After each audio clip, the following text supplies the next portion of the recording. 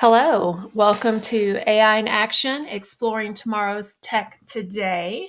My name is Maurie, and I'm here with my husband Jim, and we are going to be doing episode 18. We're going to be covering AI and what it is doing in science. Now, what we want to talk about is that this week we are very excited. We are actually going to be key speakers at the CAST 23 conference in Houston. It is a conference that is specifically for science teachers in the state of Texas, and it is presented by the Science Teachers Association of Texas, or STAT.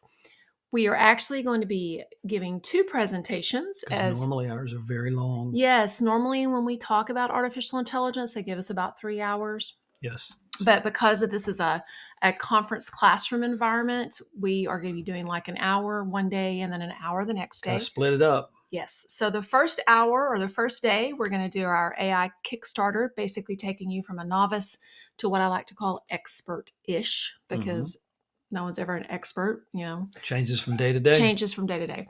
So it's our introduction to AI, and it's teaching people what it is and how teachers can use it in their classroom. Now it's going to be at 8 o'clock in the morning, which we prefer. I like the early getting morning. up, getting it done, and that way then we have the rest of the day to see all the other presentations. The second presentation. That's on Friday, by the way. That is on Friday. The second presentation is again at 8 o'clock in the morning on a Saturday, the next day. Get AI ready. And this is when we're going to go more hands-on. We're going to actually, help them set up accounts and create prompts and just do a lot of practical uses for artificial intelligence. At 8 o'clock in the morning on a Saturday. Can you do that? Oh, hush. It's a little early for you on a Saturday. I can do that. Yeah. It's a little early for you. Might have to set my alarm, but I can do that. That's right. So Jim and I, we really do love presenting. And Jim is especially excited about this conference because it is about science. And you have a science background, computer science, but you still just love engineering background. I've always loved science. My dad used to talk with me about science. When I learned to read, I was reading, Analog magazine and Popular Science, but it was called something else back then, I think. Yeah. So I've been reading science books. We used to go to bookstores, like half-price books and stuff. And I could not get you out of the section. For science, the science and technology section. Yes, Those sections are much smaller in the bookstores. Okay, so just to say, Jim has already perused all of the different classes and all the different little sessions that are going to be going on. And one of the ones that he has flagged is Mendel's Peas. It's a hands-on lab connecting Mendelian inheritance and molecular genetics. I mean, can you really go wrong with that? I think I'm going to probably be at the coffee shop right about them. No, seriously. I taught science. You did? I taught science in 4th grade. And you know what Mendel's Peas are? I do. You like to pretend like you're not a nerd, but you kind of are. No, I'm going to deny it. I deny it. So yeah, you shouldn't. Anyway, what we have decided, though, is that going forward on our podcast, we're going to change it just a little bit. We've been covering the news, and we've been covering some really interesting things that's happening in like regulations and medicine and science and education. Yeah. And we are going to still do that. But one of the things I think we need to start doing is we need to start digging just a little bit deeper. Now, one of the things when I was a teacher, I used to always say that we needed to cover the what, the when, the why, and the where. Where, what, when, why. Yes. That's what it was. Where, what, is there when, a how why. In there somewhere? No. Occasionally you could add that. But I think we need to start doing that a little bit more often. Instead of just telling people all the news, I think we need to dig just a little bit deeper. I think we also, to make it more interesting for me especially, I want to try to connect it to personal things, but definitely to the audience. How's it going to affect everyday life? How's it going to affect you? There's so many people out there that are doing newsletters and all kinds of stuff. And they're really just regurgitating all the headlines. Right. And that's good. I mean, somebody needs to do it, but I just don't want to always do that too. Right. I mean, you always like to say it's like drinking from a fire hydrant. It is. It's like when you're drinking from a fire hydrant or a fire hose, it's just, you just can't take it all in. So if you have all these people doing all these newsletters, they are, they're taking the information and they're getting in they're synthesizing it for you, and it might be easier to digest. But how does it affect you? How does it affect you at home? How does it affect your personal life? So that saying the guy told me was actually, if you put your face in too far, it'll blow your lips off. Oh, is that what he said? Yeah, that was the saying the guy told me about the fire hydrant thing. So There was It's more true. to it than just drinking from a fire hose. You had to Okay. watch out for your lips. Yes, very true. So we're going to start with science. We're going to cover science today since we have the conference coming We up do. this next week. So what do you think is going to be the biggest impact on science research and in science education that AI is going to bring to the table? Well, I actually wrote them down, but I didn't really put them in the order that I think they're. I think the second one is actually bigger than the first one, but most of the discussion you hear nowadays is sort of the automation of data analysis. When you look at these large language models like GPT-4, they're trained on a huge amount of textual data. And that's what they are. They're good at making connections between words. They're not typically great with analysis, as we've found out over and over again. I mean, there's things you can add to it, the plugins that'll help with the analysis, but in reality, even with the data analysis tool they provide, it's really good, but it's still I don't think it's as good as some of the other models. There's a lot of other models out there, and I think that those other models are going to continue to be tuned for specific tasks. I mean, I talk about this all the time. You don't necessarily need GPT-4 for every task, and some of the tasks can be really focused, like bringing in sensor data for a science analysis, which gathering data is part of science, right? And so I think that over time you're going to find those doing the second part, which is what I use them for myself the most, which is communication, what I call democratization. I see that term all the time online, of knowledge. From my own personal experience, that's where it's at, because I do things now. I feel almost courageous now when it comes to some of these things I would have never read before, some of these papers and stuff that people put out. You look at those things and it's like, oh, there's no way I'm possibly going to understand that. And I have an engineering and a math background. I've got all that stuff. And the stuff, it's a lot of statistics. It's Well, very it's complicated. not just that you might not understand it, but do you really want to put the time into understanding it? I would if I Yeah, could well, actually it's understand it and like had the time. you have to pick it apart one or two paragraphs at a time. And the context is hard to figure out exactly how does this apply to me. So the large language models are really good at helping you understand those search results. So I take papers all the time, being a novice in certain topics, and I take papers all the time and I put it into the large language model and I say, hey, what is this? Explain this like I'm 18 years old, Right. whatever. Right. Visualizing data. It's That's really good. Well, I mean, you and I both have done that. We visualize data. You and I work on data sets, Miss Nerd. We work on data sets where Mm-mm. we're pre-processing data sets to use. I deny it. Okay, one of the things that I saw that you did with it the other day when it came to visualizing data, you put in a whole bunch of stuff about the state of Texas cybersecurity plan. Hmm. And you had it create after you went through all the plan and everything that you're doing for the school district that we're at, you had it do a markdown. Yeah, And table. it Yes. did a table, a markdown table, Hmm. and it told you each section of the plan that you had Hmm. addressed and how you could improve each section of that plan. It Yes. was amazing that it was able to give you that in a chart, At a glance. at a glance. I know. That's what I like. That's what excites me so much about it. And that's why I think I think that's where it's going to really be the most helpful at first, because science isn't just about collecting numbers. That is part of science. But if you can't take those numbers and not only understand them yourself, but help others understand them and maybe apply them to real problems, or other people apply them to real problems, have you really done anything? Mm-mm. I mean, your paper could sit there for decades and nobody even see it. Right. Now, I used to go pull old papers that were written like in the 30s just to reread them to understand some of this. Yeah, I used to do that in You're college. just weird. I know. Yeah, I check. Anyway, I won't go into that.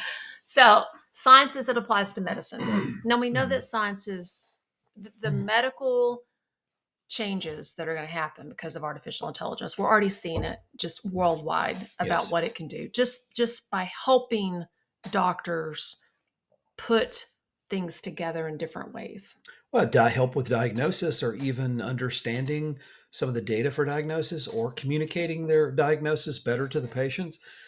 But AlphaFold, which is what this one's about, Google DeepMind, I almost put in there where I almost did a whole podcast just on Google DeepMind, because That sounds like a really cool it's a topic, cool topic. But what's interesting is, if you want to read that first paragraph. The latest update to AlphaFold shows significant improvement in the accuracy and coverage beyond proteins and other biological molecules, including Ligands? I don't know what that is. I don't know what a ligand is. Maybe we should ask. Maybe somebody should tell us. They could post what a What ligand. is a I guess we ligand? could Google it, but Ask what an fun is AI. that, right? Um, So what is AlphaFold? it- it's an AI that was created, as I understand it, specifically for 3D models of protein structures, because a protein, the shape matters. If they're not folded right, they don't work right. And since we're pretty much made up of proteins, as I Yes. understand it, Mm-hmm. then it's a big deal. What makes it personal for us, especially me, Yes. is I have a grandmother who had Alzheimer's, and most of her siblings had Alzheimer's, My which grandfather had their Alzheimer's. grandfather did. I remember him. And Mm-hmm. then Parkinson's. My grandfather got Parkinson's. I don't even know what Huntington's is, but I'm assuming it's somehow related. Yeah, it's bad. So, and they're all believed to be associated with protein misfolding. So, if you want to understand protein folding and get all the insights that that can provide, it's like a geometry lesson, almost like 3D, except Well, a lot of times you don't know how to find the solution to the problem until you can actually see the problem. visualization And helps. so they're saying with the 3D models and things, if you can see where the folding went wrong, then maybe you can come up with a better way to cure or treat the disease. Or at least understand it so you can develop a Well, cure the or more a you treatment. understand, Absolutely, absolutely, the absolutely. better. So basically, Google DeepMind's Their charter. their charter is to use AI to solve some of the hardest scientific and engineering challenges of our time. And They're working on they're it. doing a good job. You know, it's funny because one of the things that caught my attention about protein folding, I don't know if I didn't look it back up, but I don't know if this is true. But I had heard that somebody did an experiment to see how well humans would do at it. Mm-hmm. So they made a video game. This was back in maybe the early 2000s, maybe it was the 90s. I don't know. Made a video game and they challenged video gamers, and they were actually better than the computer models at the time at protein folding. I don't know how you make a video game that's fun out of protein folding. But the result was supposedly they were extremely good at it because the game, gave them points basically for helping with protein but That's folding. cool. But they say that the computing power to do it is just enormous. Well, So AI is helping with that, is supposedly going to cut down that requirement. That's cool. So science as it applies to weather. Now in Texas, weather is very important. I know it's important everywhere, but one of the things about living in Texas or just living in the central part of the United States is on a dime. I mean, weather can change on a dime. Why did you not want to move further north I don't want to get any closer to Tornado Alley. And that's, I mean, and it's already kind of moving down towards central Texas. Yes. I don't like volatile weather. So it is important. And one of the things that you and I were talking about before we started recording the podcast is how we were raised with parents and fathers who love talking about the weather. For me as a little girl, I can remember anytime we'd hear thunder, we'd start counting. And I know that's not accurate, but one of the things that will tell you is if a storm is getting closer. Like if you hear thunder, then you count until the lightning. Or no, if you see lightning, then you count until the thunder.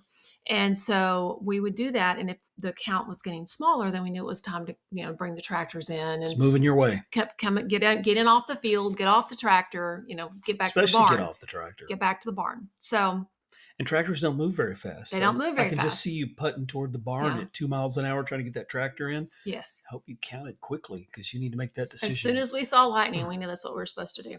So my dad was all about, he loved weather. Loved the violent weather. So his was always about, and we spent a lot of time because there's a river running right through the middle of Atlanta, and we used to spend a lot of time there. Our kids give us such a hard time about that. Every time we drive over the bridge, because every time you drive across the bridge in Llano, Texas, you have to look at the river and you have to make a comment. River's looking good. River's looking low. Oh, it's gone dry, whatever. And so our kids they give us such a hard time about. You do without thinking. Being an old person is what they call us. You do. Hey, Paul, how's the river look today? Well, but the weather changes were important. Yeah. Whenever I was a kid, and so I heard terms like my dad called them blue northers, and I don't know if you ever saw those coming in East Texas, but here when a blue norther was coming, basically it was a wall of clouds that was coming. Usually happens this time of year because the cold fronts are coming, and they're usually Pacific fronts, sometimes Arctic, but either way, you get a wall of clouds coming from the north or northwest, and the weather can literally, the temperature can drop 30 degrees in an hour. Mm-hmm. It's incredible how fast the temperature. The other thing my dad talked about over and over again, because that river thing again, was we could have a storm upriver and it'd be a sunny day here. Didn't that happen to you when you were at It the river did. I playing one was time? actually on the dam here in Llano and we were playing, and a big old wall of water came Down toward the it. It was riverbed. coming down the river. And my dad always warned us about that. You have to be aware of what the river's doing. Like if you look down and your ankles are starting to get covered by water, then you probably need to get out of the river. Okay, it was a funny story. But in our case, it was actually the minnows. The minnows? Yeah, the little bitty tiny Yeah, minnows. yeah. They were getting pushed in front of the floodwaters. So when I looked down I was looking back and there was thousands and thousands of them up against the dam swimming. And I was talking to a friend of mine. And I was going, that's weird. And then we looked up and we saw that water coming. We ran Y'all really ran? fast, Really? but we didn't drop our fishing rod. Oh, you had to get it out too, huh? We wanted it with us. So we yeah. got out of that river, but we had... So what's AI doing about weather forecasting? Well, I read a thing in MIT Technology Review because I happen to love that magazine, or it's online, and it's been a couple of months, but they were discussing AI. So I thought you'd like this headline. So weather forecasting is having an AI moment. 3 recent papers from NVIDIA, Google DeepMind, and Huawei have introduced machine learning methods that are able to predict weather at least as accurately as conventional methods and much more quickly. I think the however is what's AI-powered interesting about forecasting. that. Yeah, AI-powered forecasting models are trained on historical weather data that goes back for decades, which means they're great at predicting events that are similar to the weather of the past. This is what personalized it for me, because I'm always looking for that human connection. Mm-hmm. I am not a believer that AI could or should replace humans. And as the weather, because we're used to unpredictable weather, but not everyone is. If you live in California or you live, in some places, you're probably not used to the kind of weather volatility that we get here in the central United States. So they're not great with unpredictable. It has to be historical. Yeah, they look at trends, some kind of curve, Yeah, some they kind look of at smoother trends, curve. It's those breaks in the curves that they can't handle. I mean, we've lived here for a really long time, and we had what we call snowpocalypse a few years ago, where it was it was 2021, wasn't it? Very, very, very cold. 8 degrees for a week, days, and that's something we don't see here. If you live in Minnesota, maybe you see that. Right. But so they're saying here that the problem is that the article suggests that AI tools could be adopted alongside a traditional weather forecasting model. That's the key, is that some of the models are still really good. I think that means that the weather people, people like, that have experience with weather like I do, except they've got formal training in it, they're going to help. So my thought is all that stuff we've learned. Did you ever watch the Beverly Hillbillies? Mm-hmm. Granny used to have a cricket. Oh, really? That was her weather cricket. I don't remember that. So maybe you need your weather cricket. So something that you said that you did was you took a picture of the sky. I did that the other today, day. actually. No, I did that today. The sky was a little boring today because it was kind of cloudy. The clouds had come in. A bank of clouds had come in, and so you took a picture. I took a picture where the sun was, because Mm-hmm. the sun was in the west. Mm-hmm. And I told her where I was, and what time of day, and I said, "Tell me how's the weather? How's the weather?" And it wasn't great. Basically it said it's cloudy, mm-hmm. which it said, with the conditions, the time of day, it could be the rain. I wonder if we would have taken a picture of how the storm clouds turn green before hail. Clouds. Maybe before it hails, the storm clouds I've always turn heard green. that. I've always heard that. I wonder if it would think that too. I wonder if it's true. I want to get the blue norther wall of cloud. I mean, we used to sit outside with our kids and watch that blue norther coming, and you'd feel that first puff of wind as it was coming. Mm-hmm. I think as I said, that human knowledge of the weather and what it means to you as a human, I think that along with the AI and the existing models is going to be the real powerful tool. That's what I think. Sounds like it. Now, a couple of things that we were going to throw out there for you to try. It's a plug. AI Scholar plugin for ChatGPT. Now, I think that we're throwing these out here specifically for maybe science teachers.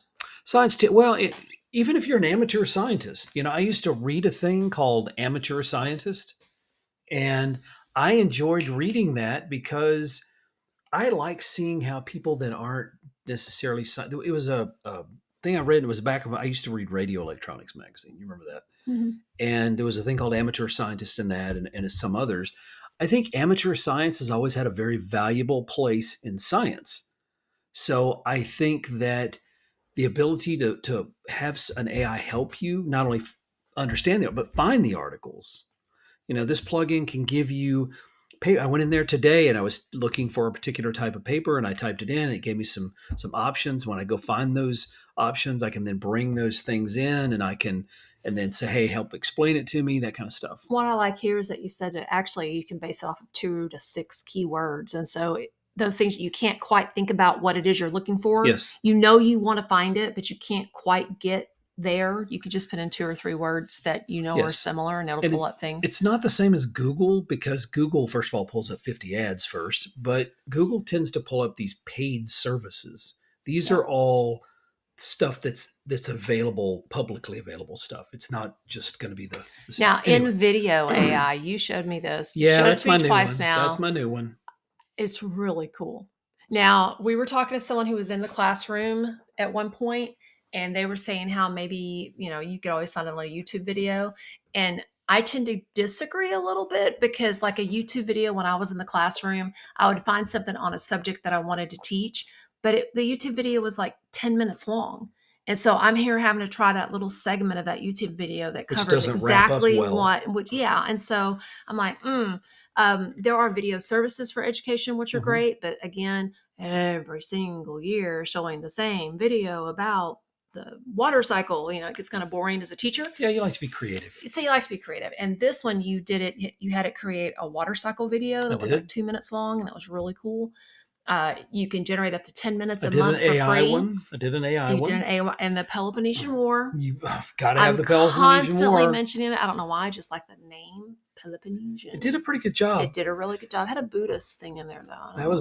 It brings in these. If you don't have the paid versions, it watermarks. It's using stock images. I think it's from iStock, right? iStock, yes. It's bringing in these stock images, and so they're watermarks. So if you pay for it, you can remove the watermarks. But it's like a 1080p video. I mean, it's big. The one even the 2-minute one was almost 200 megs, so it was kind of big. And the voice is really clear. Yeah, it puts its own voice. And I put a 1-sentence prompt. Think what you could do with 3 or 4 sentences in your prompt. Yeah, well, and I did try a bigger one. I took somebody sent me the Texas Teaks on the science. I put that in there exactly. The video wasn't as good with that. I think the prompt was a little, either it was too long or maybe wasn't clear enough because it was multiple sentences. I just threw it in there to see what it would do. It did okay, but it kind of repeated itself. That one was on elements and something else. I don't remember.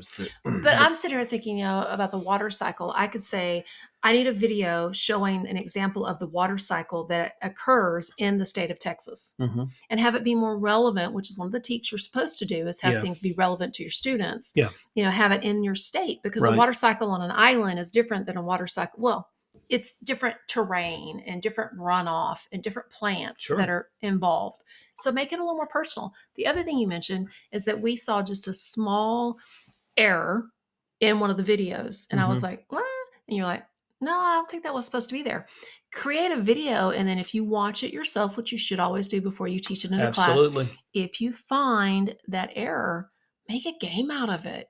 Give it to the kids and say, hey, I know of 1 or 2 errors in this video about this subject. Remember that game? Who can find it first? What was that game you used to play where you have this complex, like all these images? It's like a cartoon thing. It's got all this stuff. You're supposed to find, you just have like to find little hidden things within it. Yeah, you have to find all the stuff. I think it'd be fun for the kids to go, there's 2 errors in this video. Tell me what they are. And then give them like a bonus points. Oh, absolutely. The first 2 that finds it gets a free pass to, if you a can free find homework pass or something like that. Or if you find it, you get an extra 2 points. Right. And then they're going to be really watching that video because they want to find what's wrong with it. And so they're going to be it also could teach analytical thinking because they're not just watching it. They're analyzing. They're actually thinking about what's right or wrong. And what the pictures are they're showing and what the person's saying. We're going to mention this at the conference. Absolutely. We need to mention this at the conference. We're going to show them a couple of the videos too. Okay. We don't want to run out of time because you need to get to your last one. This is funny. This has absolutely nothing to do with science. Yeah, sort of. Noise cancellation.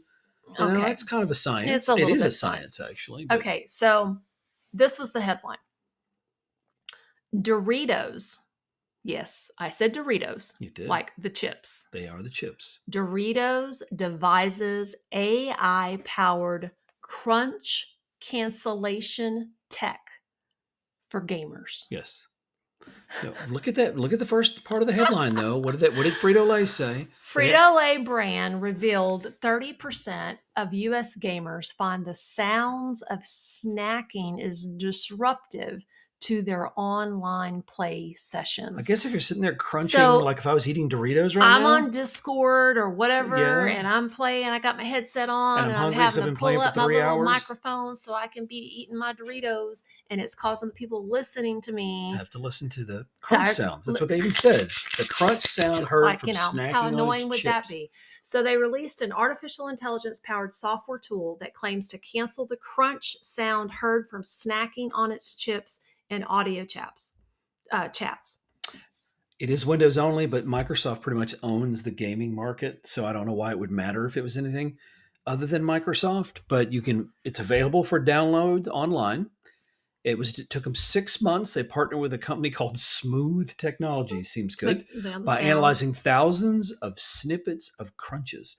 Someone got paid to analyze Dorito crunching sounds, and they managed to figure out how. I think it's actually kind of cool when you think about it that they actually were able to do it. Oh my goodness. I'm going to have to send this to our sons. Well, they may need it. They might. Jacob especially. I mean, Yeah, he and might need our this. future son-in-law Matthew. He might. I mean, they probably are crunchers. All right. So as Jim said, there you have it, folks. The future of AI is getting rid of those pesky crunching snack sounds. I wonder if our future son-in-law or our oldest son actually crunch. Are they crunchers, you think? They probably are. So is there like a group of people that are crunchers and non-crunchers? Well, it says that 30% of them have a problem with it. 30%. And considering the number of gamers in the U.S., that's a lot of people. I wonder if they're going to start, selling this like $1 or something. I don't know. Anyway, we are done for this podcast. We appreciate you listening. And I'm going to get some chips. You're hungry now? I'm starting to get the munchies. Are you feeling a snack attack coming on? Maybe some Doritos. So, okay. Hey, we have 2 minutes left. I've got to have you tell about the person who wrote the program, but the two AIs that were asking each other questions. Oh yeah. I was actually playing with I was watching a video because I'm working on AI agent stuff. And this person he does his stuff live. I really like. I wish I could remember his name because I'd give him a shout out because I really like his stuff. I listened to his YouTube channel. Anyway, he wrote this agents. Well, he had 2 agents that got spawned off from the original agent to go off and do things, but they got hung up, and he couldn't figure out why. And so they were hung up because they kept thanking each other. Thank you. Thank you. No, thank you. Thank you. Thank you. No, thank you. Thank you. Basically, that's what they did. So it's like, programs get hung all the time and you go looking for your code to figure out your logic here. I've never heard of a program getting hung because they were thanking each other. They're just polite. They're keep very telling polite. you, You gotta be polite. Gotta be polite. Everybody have a really great rest of the week. We hope y'all listen in. And what we hope is that you'll come to the science conference. Oh, yeah, definitely. It's in Houston. It's Cast huge. 23. It's a huge It's conference. in Looking Houston. forward to being there. Right in the middle of Houston. Downtown, right? Looking forward to being at the conference, not necessarily looking forward to being in the very big middle of Houston. I guess what's going to happen? It's going to rain. The weather's coming Thursday, Cold Friday, front and maybe Saturday. a balloon of weather. Oh, jeez. Thank y'all for listening to AI in Action, exploring tomorrow's tech today.